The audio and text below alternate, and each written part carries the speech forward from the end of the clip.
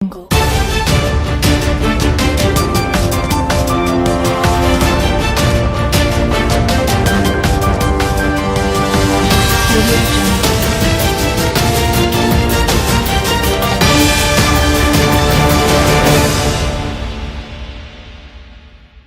Abbas oo ahaa taliyihii hore saldhigga degmada Qardho ayaa dhawaan shaaciyay inuu xilka iska casilay kadib khilaaf soo dhexgalay isaga iyo taliye qaybeedka gobolka Karkaar. Abshir Abbas ayaa ka hadlay eedayn uu sheegay in ay dhawaan u soo jeediyeen maamulka gobolka. Aan uga xumahay magayo ma ihi nin ku kici kara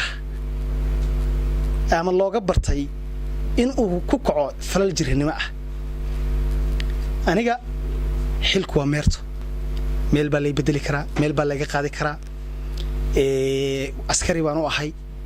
Puntland waa Puntland waxaan ahay muwaadin Soomaaliyeed waxaan ahay sarkaal akademiga waxaan ahay sarkaal officer Soomaaliyeed baan ahay caalamka laga yaqaan hay'ada maalgeliyeen dawladda maalgeliyeen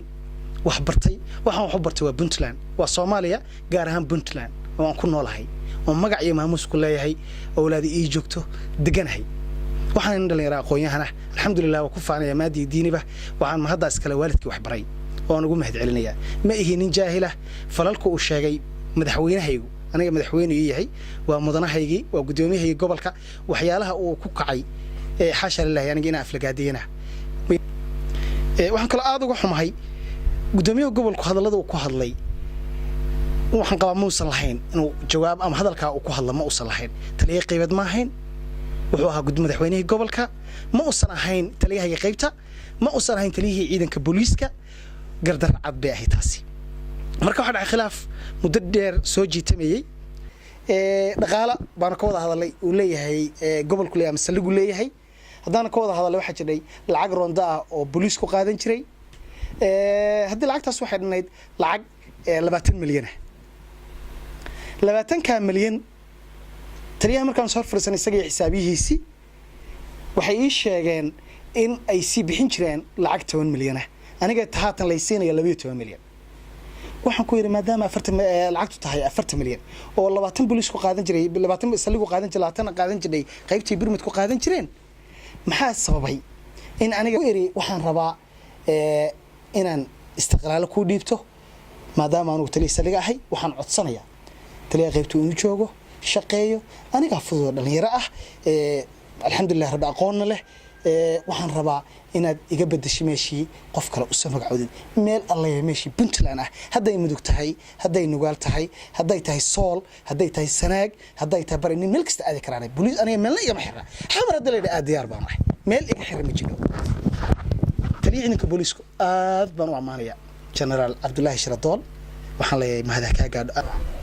in lagu degdegay baan u arkaa degdegay sameeyeen xil wareejintu 18kii baan anigu shaqada waxaan istiqlaal codsi ka dhiibtay 18kii waa laga aqbalay 19kii anna meel baa la magacaabay taliyii kale meel baa loo magacaabay aad baa maasantay weega aqbalay inaan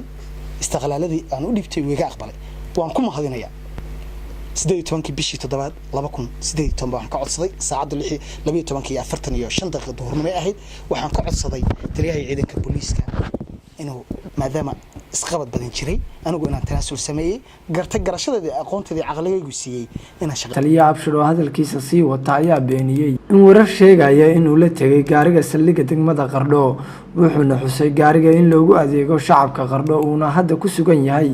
degmada Qardho badan ma jiri kana soo ma aha isla maalintaasaan wax wareejinaya waa ka weynahay aqligayga iyo garashadeeduna ima siin kardho inaan gaariga booliiska degmada Qardho la baxsado taasina ilhaana way igu tahay gaarigan aad la baxsatay sidee wuxuu jiraan noo faafaa aad baa maasantahay xil aan wareejiyay ma jiro xil anigu aan wareejiyay ama wareeji la yiri wareejida la bedelkaaba ah warqadan qoraalka xilka nolol kala magacaabay keenaysa inaanu kala wareejisano laakiin saad ka dareemaysaan gudoomiyaha ka akhristaan shucuurta gudoomiyaha wuxuu ahaa soo dhoobteen oo ma taqaana sharci aan waafaqsanayn xil wareejintaasi laakiin waxaan rajaynayaa in xil wareejin official ah ay dhacdo taasi waxay ahayd mid aniga sharafteeda meel looga dhacayo la xumeyn laga wado oo lagu xumeeyo laguna degdego waxaan is oran karaa waa lagu degdegay anigu ciid aflagaadeemayo madaxdeeda gudoomiyaha gobolka waa madaxdeeda wuuna ahaan doona wuuna yahay aabahayo kale way tixgelin buu iga mudan yahay laakiin aflagaadi xasha lama dhicin shalay ayay ahayd markii uu xilka la wareegay taliyaha cusub ee degmada Qardho Saciid Ibraahim oo horey uga soo noqday saldhigga degmada Qardho maxamuud yuusuf caamir.